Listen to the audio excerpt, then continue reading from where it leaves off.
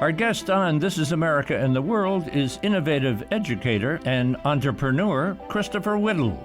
Mr. Whittle is chairman and CEO of Whittle School and Studios and author of the book Crash Course, Imagining a Better Future for Public Education. He's also the former chairman and publisher of Esquire magazine and the founder of the television news program for schools, Channel 1. Christopher, great to sit down with you and learn about education from the master, huh? That's very kind of you, Dennis. Thank you. We've had in the past, we've had the NEA, National Education Association, as a sponsor, American Federation of Teachers as a sponsor, now Whittle School and Communications and Studios as a sponsor. So thank you for that support, really. I kind of inserted communications in there because that's been your background, hasn't it, for a long time, that and education? Yes. My original field was the world of media, and I've always viewed them as similar. If you think about what you're doing, I think you think of yourself as a teacher. Yeah, absolutely. In a way. And so media and education are not that far apart. When you kind of flash on the word education, what comes to your mind?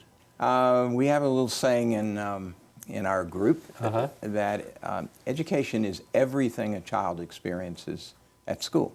So it's not just the course. It's how they're greeted at the front door. It's what happens in the hallways. It's what happens at lunch. It's what happens after they go home and they communicate with the school.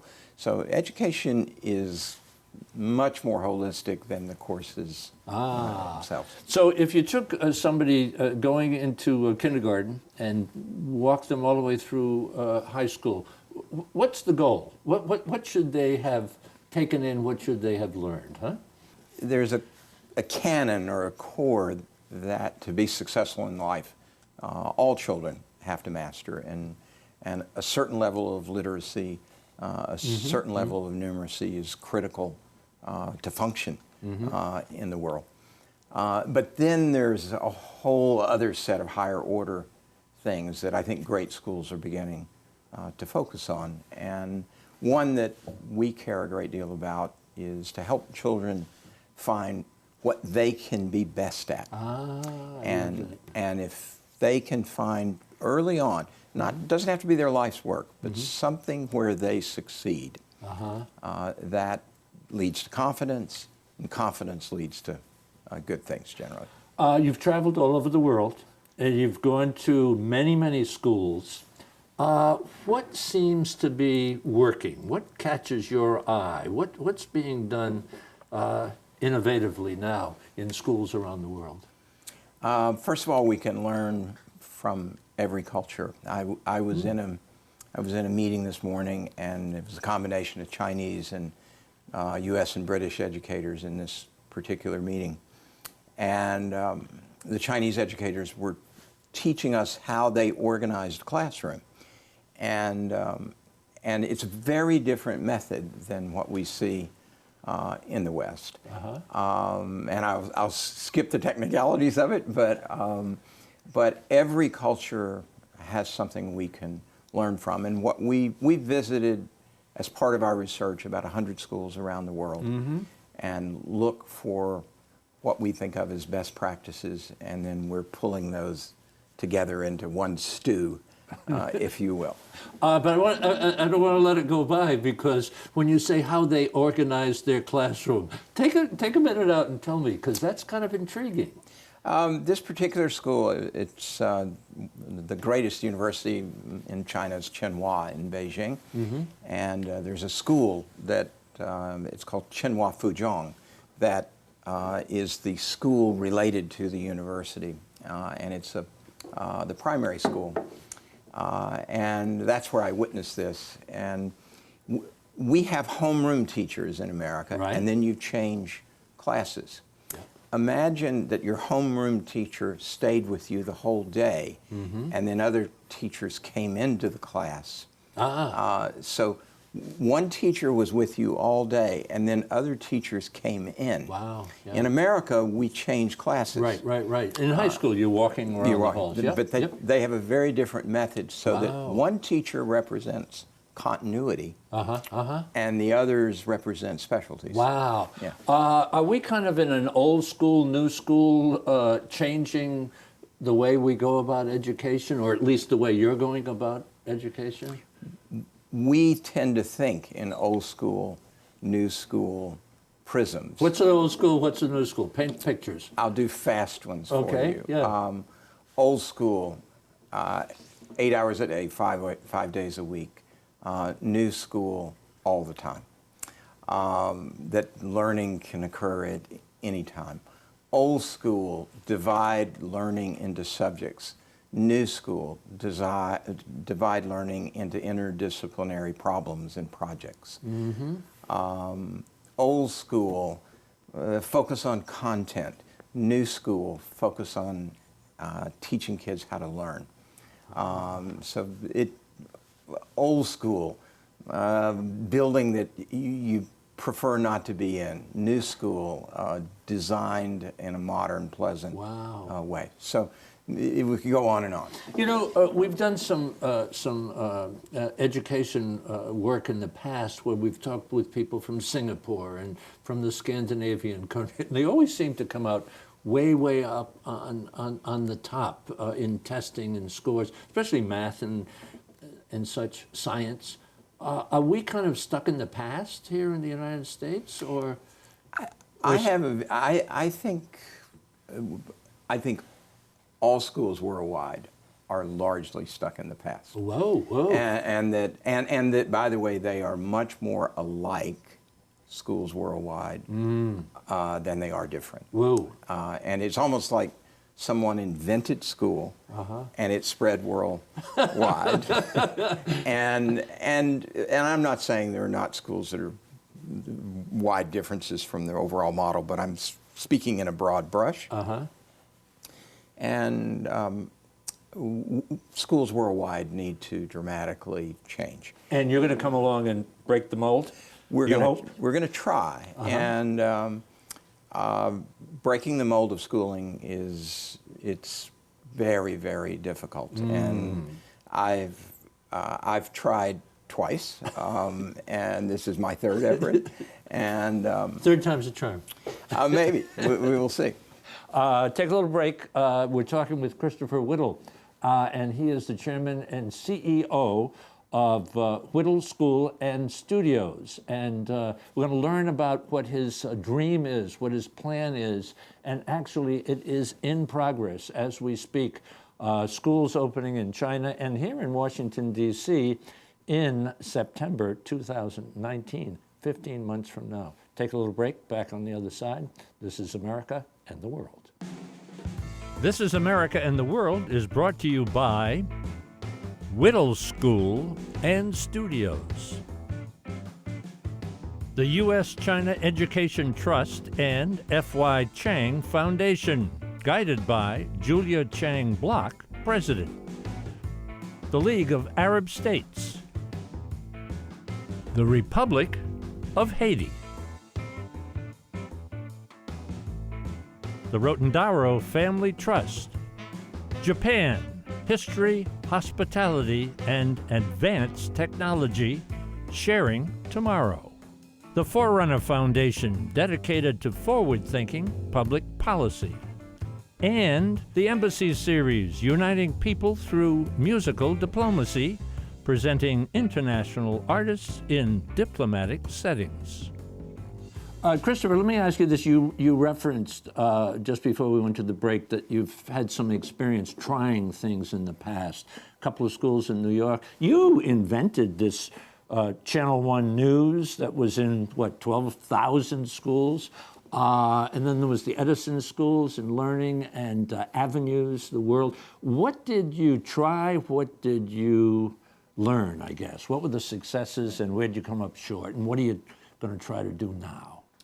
I think, like all careers, it's a body of work, and that it's iterative, and I've been working on really one dream for almost 30 years, and which is the idea of creating the first modern school.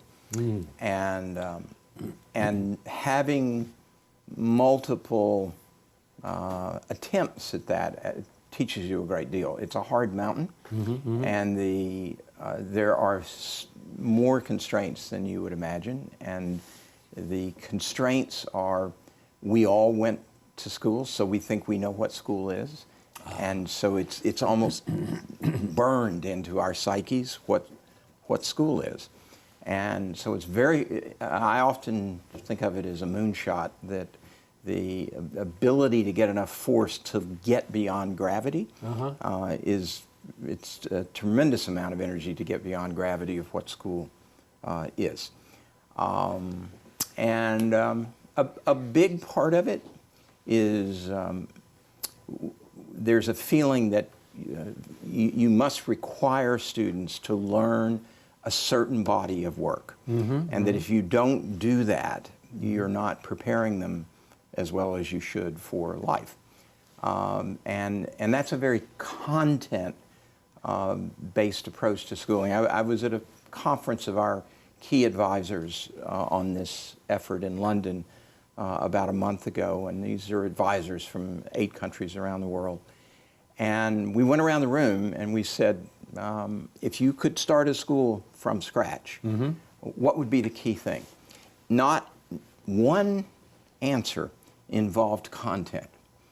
It all involved character, the ability to learn, the culture of a school, instilling values, and no one talked about you have to have Algebra 2 by the 8th grade.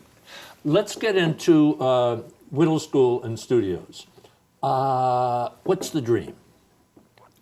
The dream is to build in the world's great cities major campuses for students aged 3 to 18 in 30 or so cities around the globe over the next decade.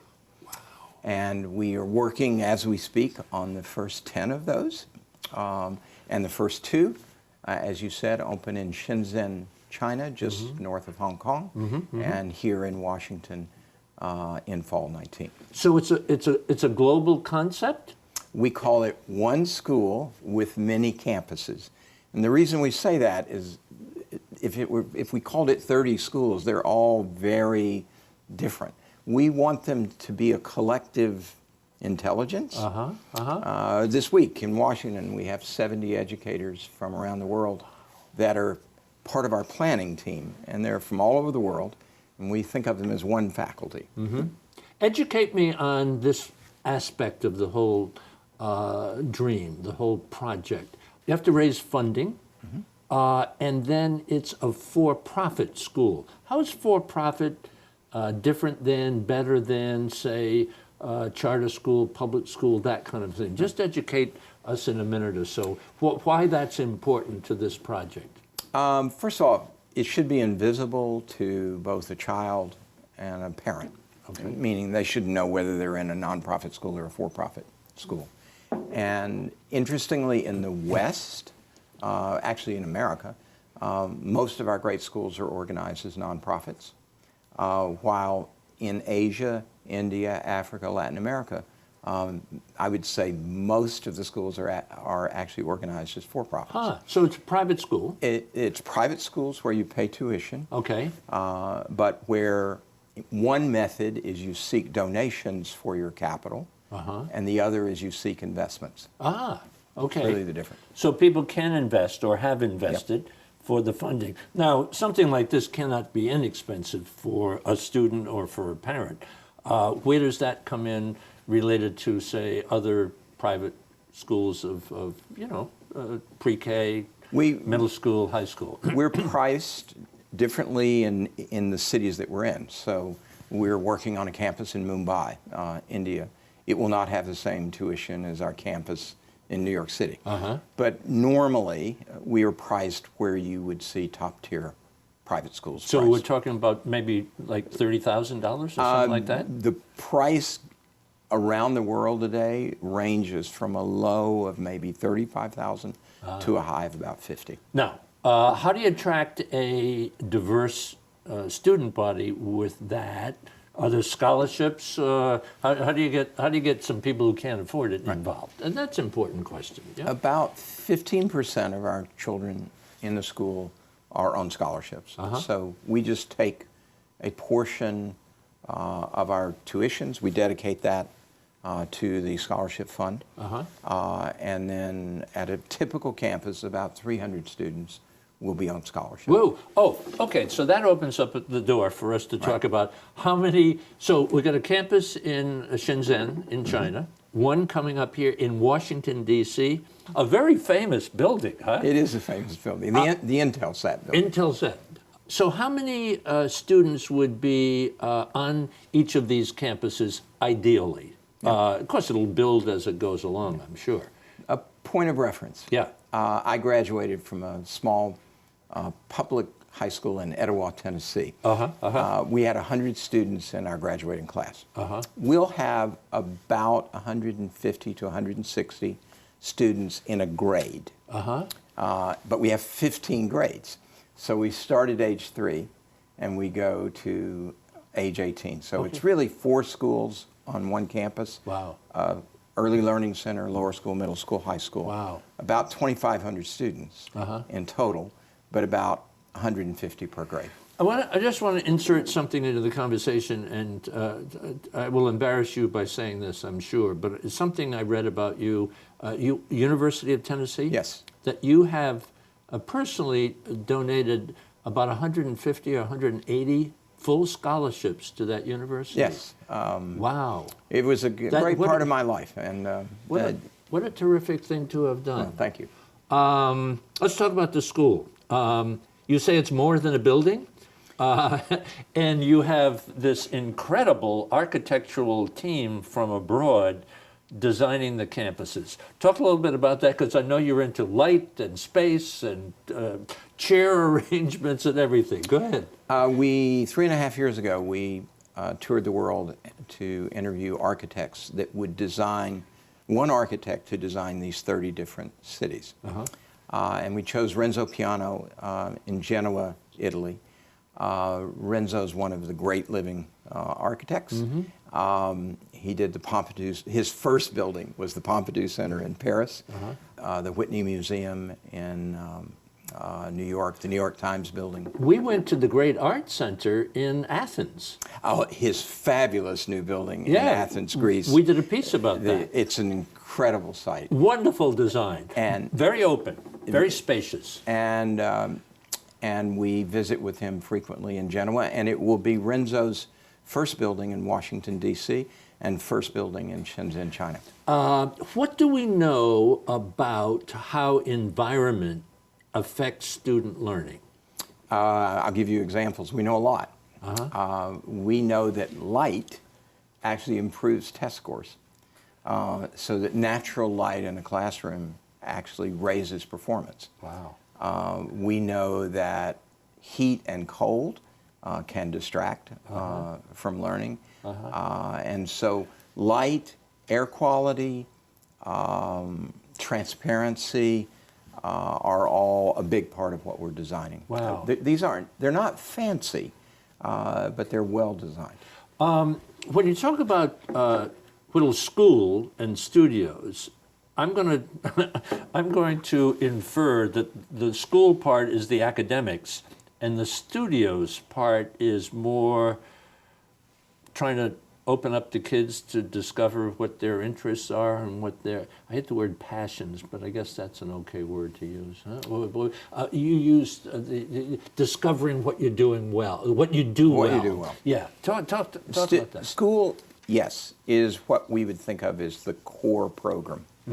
Studios are a very wide range of options, that some of which are in the core day and some of which are afternoons, weekends, summers. It's summer camps, it's coding camps, it's special language, it's private music lessons. It's an array of activity that you don't have to run all over the town as a parent to receive. We put them all under one roof. Okay.